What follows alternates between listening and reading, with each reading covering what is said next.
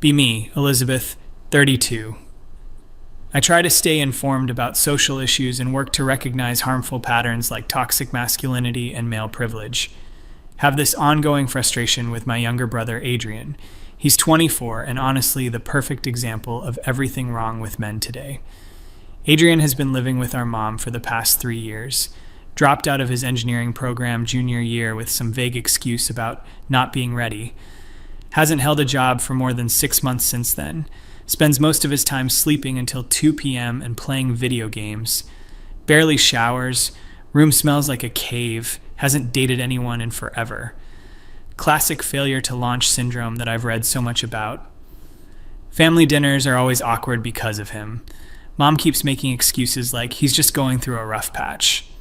Meanwhile, I'm watching this grown man let a 58-year-old woman cook for him and do his laundry. It's honestly disgusting and so typical. Remember last Christmas dinner particularly clearly. Adrian showed up late, hadn't shaved in weeks, wearing the same hoodie he'd worn for days. Barely said 2 words to anyone, just sat there picking at his food. When Uncle David asked about his job search, Adrian just shrugged and said, "Still looking." I couldn't hold back anymore. "You know what the problem is?" I said, putting down my fork. "This is exactly what's wrong with men in this generation. You expect women to take care of you while you do absolutely nothing to better yourself. Mom, you're enabling him by letting him live there rent-free." Adrian just stared at his plate, but I kept going. "I have friends who are single mothers working 2 jobs and going to school. But somehow, a healthy 24-year-old man can't even motivate himself to shower regularly. This is what happens when society tells boys they don't have to develop emotional intelligence or life skills." Mom tried to change the subject, but I was on a roll. "No, this needs to be said. This is toxic masculinity in action. Instead of dealing with your emotions like an adult, you just retreat into video games and self-pity. Take some responsibility for your life, Adrian." He got up and left the table without saying anything. Didn't see him for the rest of the evening. Mom was upset with me, but honestly, someone needed to say it. This pattern continued for months. Every family gathering, every phone call with Mom, Adrian was the elephant in the room. Sleeping 12 hours a day, no motivation, no direction. Meanwhile, I'm working 50-hour weeks and managing my own life just fine. Started bringing it up more directly when I'd visit Mom's house. "Adrian, you can't live like this forever.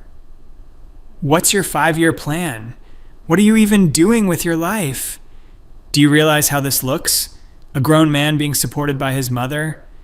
He'd always give these weak responses. "I'm working on it," or "It's complicated," or just silence, which honestly made me more angry, because at least own up to your failures.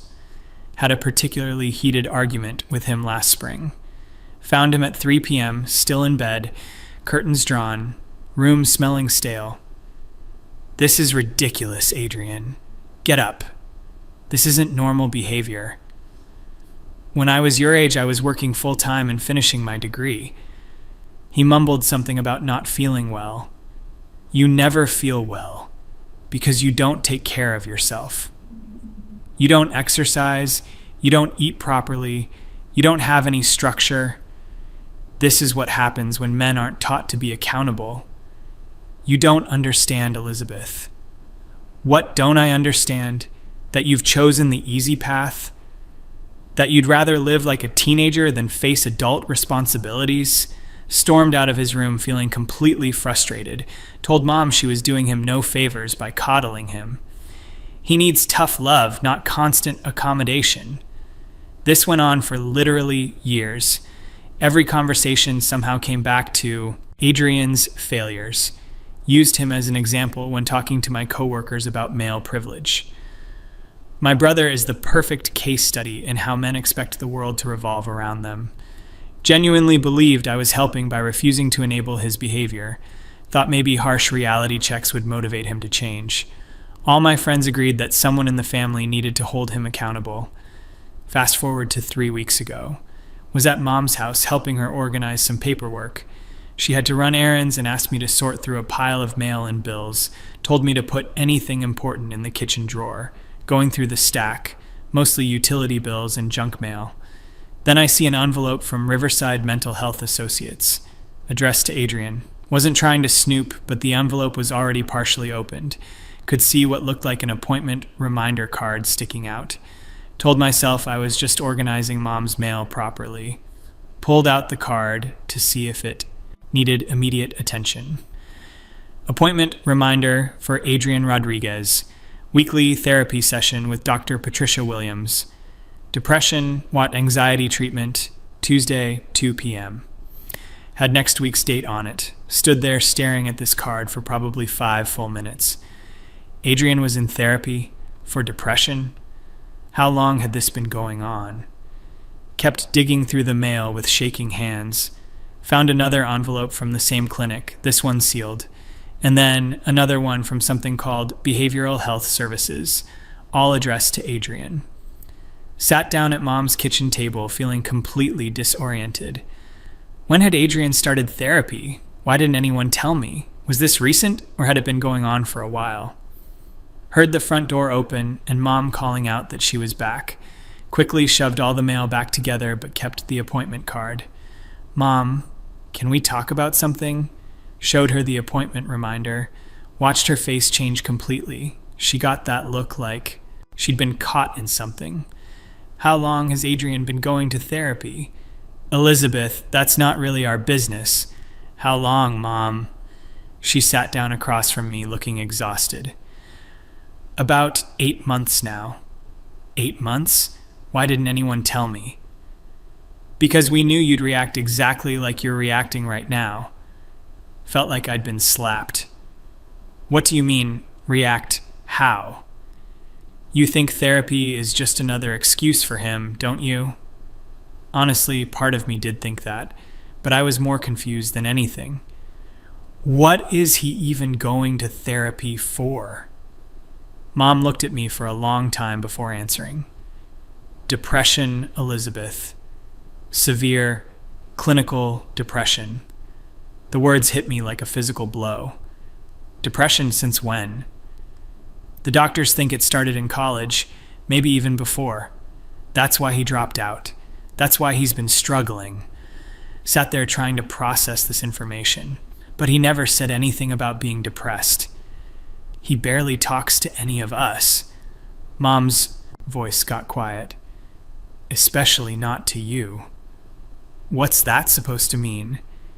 Elizabeth, you've been so hard on him.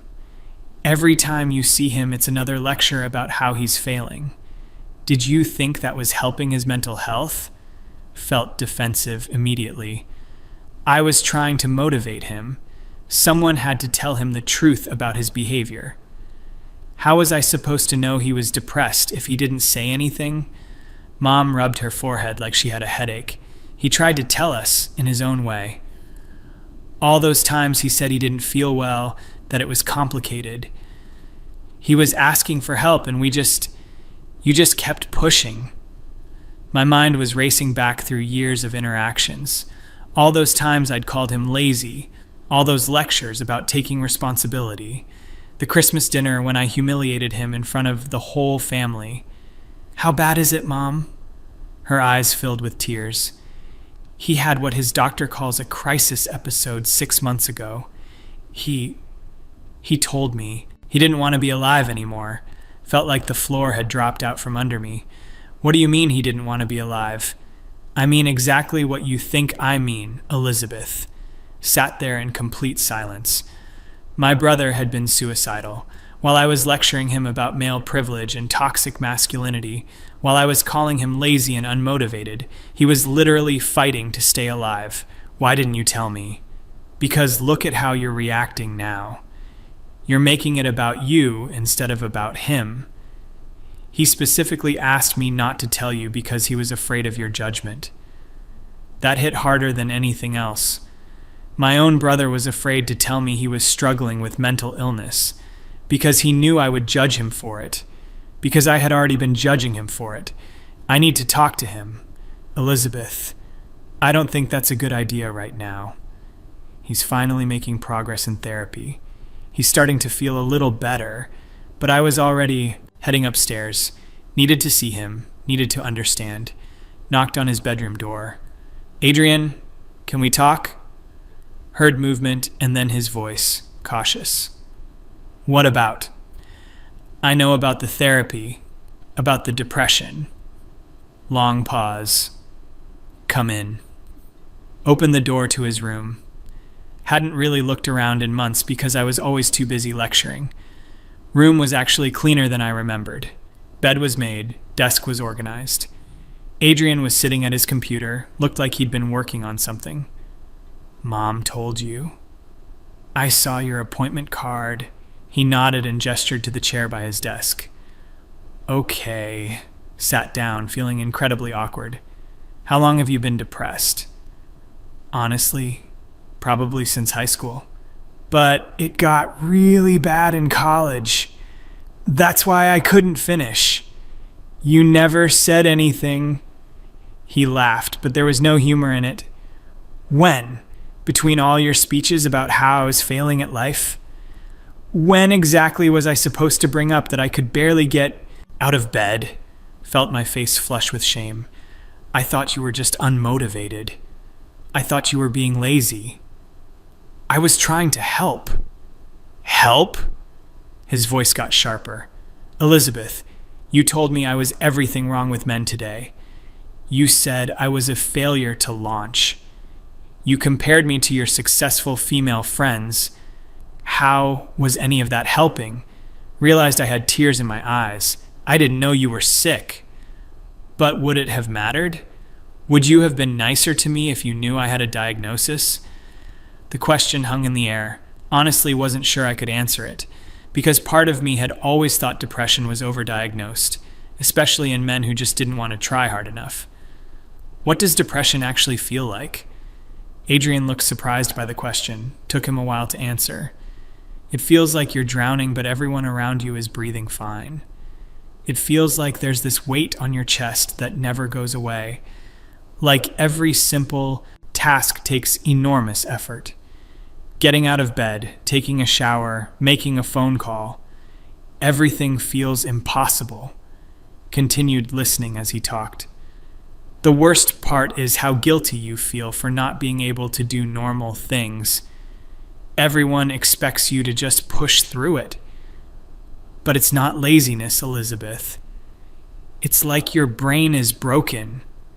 Those words hit me like a truck. So men aren't lazy. They're just broken. All this time I thought he was choosing to be unmotivated, but he was actually fighting a battle I couldn't even see.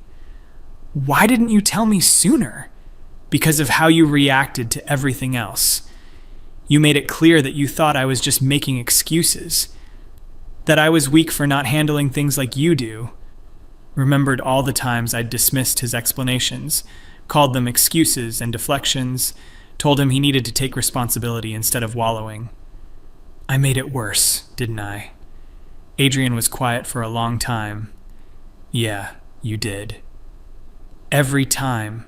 You called me lazy. Every lecture about toxic masculinity. It just confirmed what the depression was already telling me, that I was worthless and pathetic. Started crying then. Couldn't help it. Years of righteous anger melting into devastating guilt. I'm so sorry, Adrian. I thought I was being helpful. I thought I was holding you accountable. I know you thought that. But Elizabeth, you never once asked how I was feeling. You just assumed you knew what my problem was. And you were so confident about it. That stung because it was true. Had been so sure I understood the situation, so convinced that I was the enlightened one who could see through his excuses. Never occurred to me that I might be completely wrong. How bad did it get? Bad enough that I wrote letters. Letters. Goodbye letters. Felt like I was going to be sick. Adrian, I didn't go through with it, obviously. But there were nights when I really didn't think I could keep going. Was that because of what I was saying? It was because of a lot of things. But your constant criticism definitely didn't help. made me feel even more isolated. We sat in silence for several minutes, trying to process years of misunderstanding, thinking about all the times I'd been so sure I was right, all the lectures, all the judgment, all the self-righteousness. Are you getting better now? Some days are better than others. The medication helps, and therapy is helping. But it's not like flipping a switch. What can I do? I don't know, Elizabeth. This isn't something you can fix with an apology. You spent years making me feel like garbage. Knew he was right. Couldn't undo all that damage with one conversation. Couldn't take back all the times I'd humiliated him at family dinners. Couldn't erase all the lectures about male privilege while he was silently suffering. I need you to know that I never meant to hurt you. But you did hurt me. A lot. And it's going to take time for me to trust that you actually care.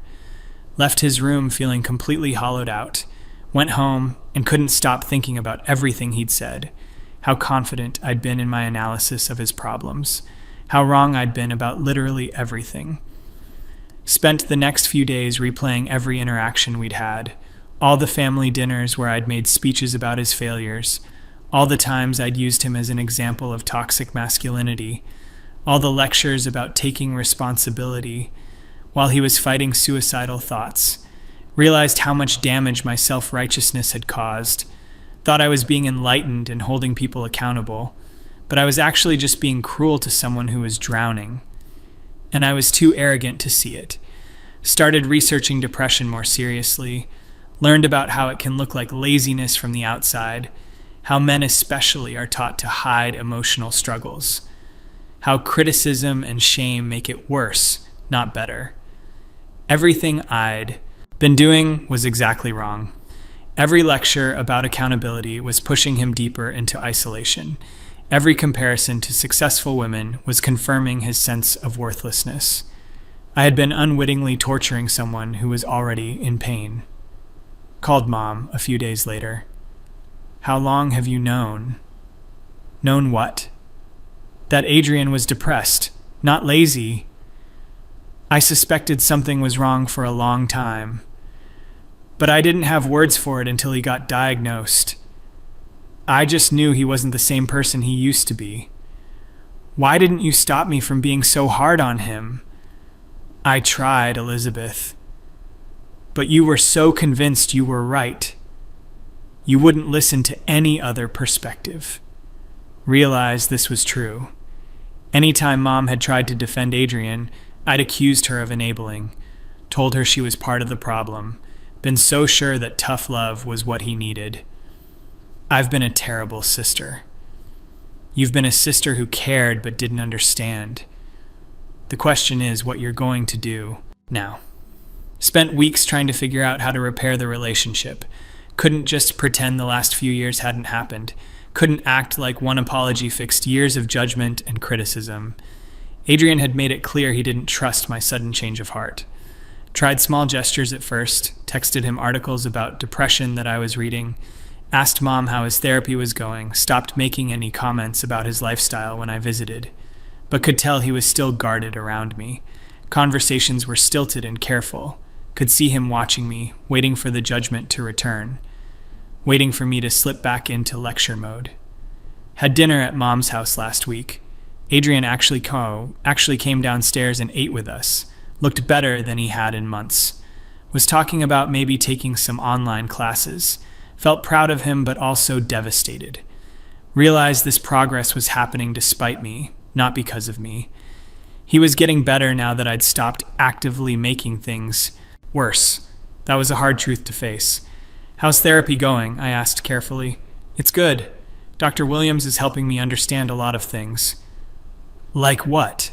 Like how to tell the difference between my own thoughts and the depression thoughts, and how to ask for help when I need it. Wanted to ask more questions, but didn't want to push. This was the longest conversation we'd had since I found out about his diagnosis. Didn't want to ruin it by being too intense. After dinner, Adrian helped clear the table. Elizabeth, Can I ask you something? Of course. What made you so angry at me before? Before you knew about the depression, I mean. Thought about it seriously. I think I was frustrated because I couldn't understand why someone with your advantages wasn't succeeding. I saw you as having opportunities that women don't always get. And I felt like you were wasting them. But you never asked me what was really going on. You just assumed you knew. He was right. I had made assumptions based on my own worldview. Never considered that there might be invisible factors I couldn't see. I think I was so focused on gender dynamics that I forgot you were a person. You became a symbol to me instead of my brother, a symbol of male privilege and failure to launch. I stopped seeing your individual humanity. Adrian nodded slowly. That's what it felt like. Like I wasn't a real person to you anymore. Just an example of everything you thought was wrong with men. We've been slowly rebuilding our relationship since then. It's awkward and careful and sometimes painful. There's a lot of hurt that needs healing, and I have to prove that my change of heart is genuine. Learned that Adrian has been making real progress. He's working part-time now at a bookstore, still lives with mom but pays rent and helps with groceries. Taking 2 online classes toward finishing his degree. Has made a few friends through a depression support group. Most importantly, he's still alive. When I think about how close he came to not being here, how my constant criticism was adding to his reasons to give up, it makes me physically sick. Realized that all my feminist education never taught me about male-specific struggles. Never learned about how men are socialized to hide emotional pain. Never considered that depression might look different in men. Was so focused on calling out privilege that I missed genuine suffering. Not trying to excuse my behavior, just trying to understand how I got so wrong about someone I love, how my ideology became more important than my humanity, how being right mattered more than being kind. Adrian told me something in therapy he learned about depression, that it's like having a broken leg that no one can see. People expect you to run normally and get angry when you can't. They think you're just not trying hard enough. That metaphor hit me hard. I had been yelling at someone with a broken leg to run faster, calling him lazy for limping, refusing to believe his injury was real, still working on forgetting my need to always be the enlightened one, the one who sees through excuses and calls out problems, learning that sometimes I don't understand the situation at all, that my perspective isn't always the most important one. Adrian and I text now sometimes. Nothing deep, just checking in. He sends me memes occasionally, which feels like progress. Last week he asked for my opinion on something for the first time in years. Know it will take a long time to fully repair what I damaged. Might never get back to the close relationship we had as kids. Before I decided his struggles were really about gender politics. Before I made his pain about my ideology. Mom says Adrian talks about me sometimes in therapy, working through the hurt I caused. Learning to separate his own self-worth from my constant criticism. Apparently, it's been a major part of his healing process. That's hard to hear, but important to face. My words and judgment became part of his inner critic, part of what the depression used against him, my voice telling him he was worthless and lazy, trying to be more careful about jumping to conclusions now, about assuming I understand other people's struggles, about using my politics as a reason to be cruel, about prioritizing being right over being compassionate, still believe in feminist principles, still think toxic masculinity is real, but learned that real people are more complicated than political talking points. That individual suffering can't be reduced to group dynamics. Last conversation with Adrian, he told me something important. Elizabeth, I need you to understand something about men and depression. We're taught that admitting struggle makes us weak. So we hide it until it nearly kills us. Your job as my sister isn't to break me down further. It's to create space where I can be honest about what I'm going through. He's right. Spent years demanding that he be more emotionally open, while simultaneously punishing him for any sign of vulnerability. Created the exact opposite of a safe space for honesty. Think about all the men who might be struggling silently, because people like me have made it clear that we see their pain as privilege, that we interpret their struggles as excuses, that we won't believe them unless they can prove they're really suffering. Adrian is doing better now, but it's fragile. Depression doesn't just go away because you get therapy. It's something he'll have to manage for probably his whole life. And I want to be part of his support system, not part of what tears him down. Learning to ask, "How are you feeling?" instead of, "What are you doing?" Learning to listen without immediately offering solutions or criticism. Learning that sometimes people need compassion more than accountability. Still feel guilty about the years of damage I caused. Still wake up sometimes remembering particularly cruel things I said.